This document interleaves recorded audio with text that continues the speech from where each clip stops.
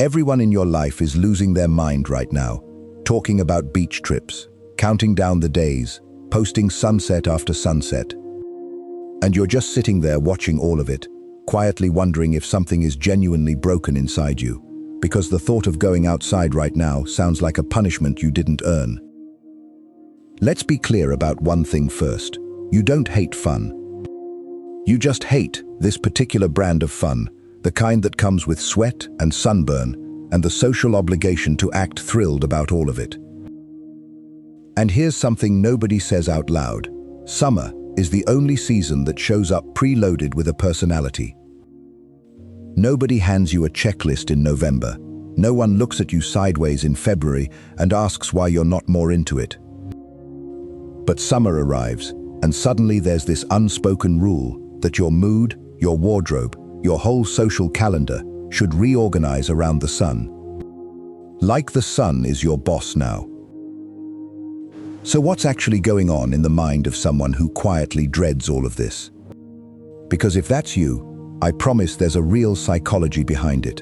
And by the end of this, I think you'll stop asking what's wrong with you and start understanding what your brain has been trying to tell you all along. Let's start somewhere a little uncomfortable. There's a real chunk of the population whose nervous systems are simply wired to pick up more. More noise. More heat. More light. More everything. The psychologist Elaine Aron built much of her career studying what she called the highly sensitive person.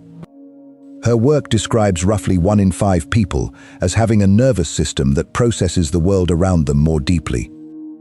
And research on sensory processing has slowly been building support for the idea that people really do differ in how much input they take in before it becomes too much.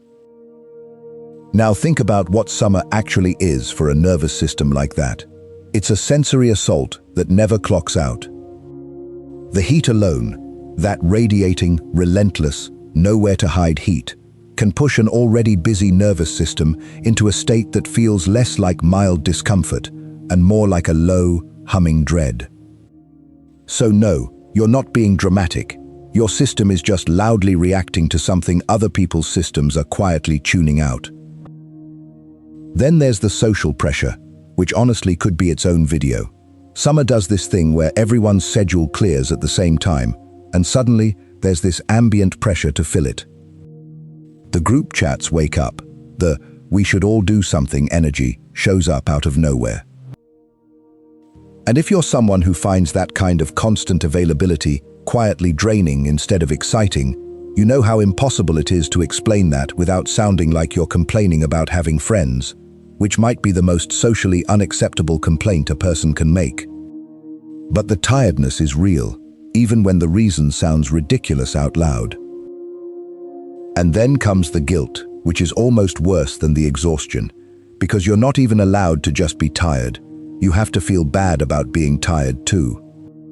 You catch yourself thinking, "I should want this," and when you don't, that thought slowly curdles into something darker, a quiet little voice asking what's wrong with you, following you around all the way into August.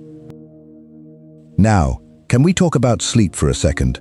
Because this part genuinely surprises people. Those long summer days don't just lift your mood in some vague, poetic way. They mess with your sleep in a very literal, biochemical way. Here's how. Your brain releases a hormone called melatonin that helps signal it's time to wind down and sleep. But light suppresses melatonin. So more daylight hours means more melatonin suppression, which means your body wants to fall asleep later. And for a lot of people, that adds up to worse sleep all the way through June, July, and August. Research tracking people across the seasons has found we tend to sleep meaningfully less in summer, on the order of 15 minutes less per night on average. And I know that sounds tiny. But that compounds. Weeks and weeks of slightly short sleep is not nothing. And if you're already someone who gets irritable, anxious, or emotionally raw when you haven't slept well, then summer isn't just hot and loud. Summer is quietly making you a little sleep-deprived for 3 months straight, and you may have never once connected those two things. You thought you were just in a bad mood, You were also exhausted. And once you see it, a lot of that summer irritability finally makes sense. It was never a character flaw.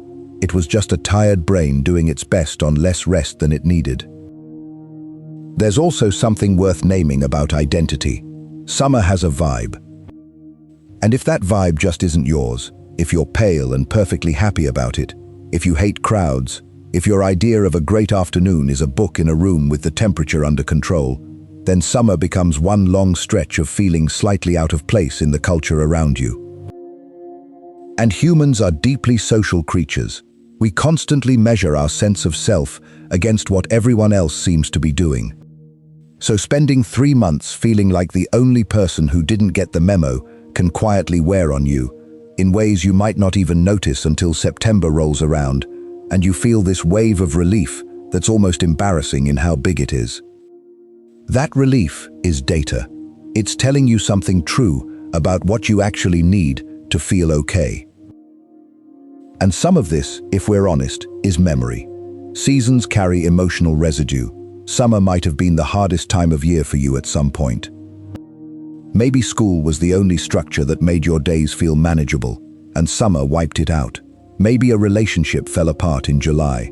Maybe you grew up in a house where the heat made everyone tense and short with each other. The brain isn't great at separating then from now when the cues are identical. The smell of sunscreen, the exact quality of late afternoon light, the specific sound of a lawnmower down the street. These things can act like little time machines, whether you agreed to the trip or not.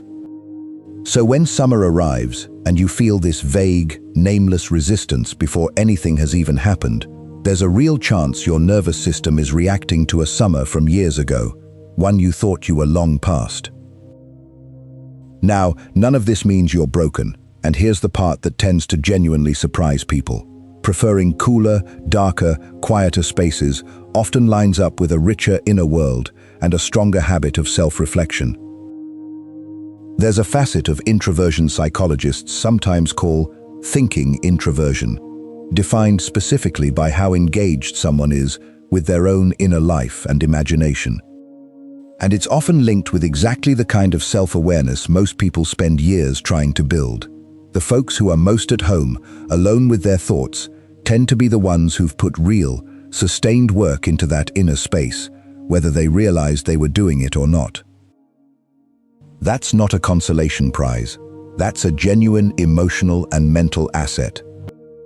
You just happened to build it partly because the alternative, pretending to love the heat and the noise, never actually worked for you. It was survival that quietly turned into depth. What's striking, though, is how rarely people who hate summer are simply allowed to hate summer. There's almost always a caveat. The, "Oh, but you should really try to enjoy it," the friend suggesting a different sunscreen or a better hat, as if the problem was ever hat-related. The season carries so much cultural weight that disliking it can read as a personality flaw, so a lot of summer-averse people quietly learn to perform a mild enthusiasm they don't actually feel. And that performance is its own kind of exhaustion, stacked right on top of everything else. You've been managing other people's feelings about your feelings about the weather for years, and you've been doing it politely the whole time. So here's what I really want you to sit with, before September rescues you again: the way you move through summer, the retreating, the carefully rationed social energy, the honest relief you feel when the clouds finally roll in. That is not failure. That's self-knowledge. Knowing what drains you and choosing to protect yourself from it is something a huge number of people are actively working toward, some of them in therapy, and still haven't figured out. But you already know. You've probably always known. You just assumed that knowing something about yourself that didn't match the majority meant something was wrong with you. It doesn't. It means you've been paying attention. So the next time everyone around you is counting down to beach season and you feel that quiet resistance rise up, you don't have to explain it away, and you don't have to apologize for it. You can simply notice it and honor it, the way you'd honor anything else that's true about you. The goal was never to force yourself to love what everyone else loves. The goal is to understand yourself well enough to build a life, even a summer, that actually fits who you are. And if any part of this made you feel a little more seen today, that's exactly what we're here for. So stick around with us at Deep Ravines Psychology Lab, where we keep decoding the quiet, fascinating ways the human mind shapes how we feel, cope, and move through the world. Next time, we'll explore why some people feel everything so much more intensely than others, and how that sensitivity, the very thing you might have been taught to hide, can quietly become one of your greatest strengths. Until then, take care of your mind.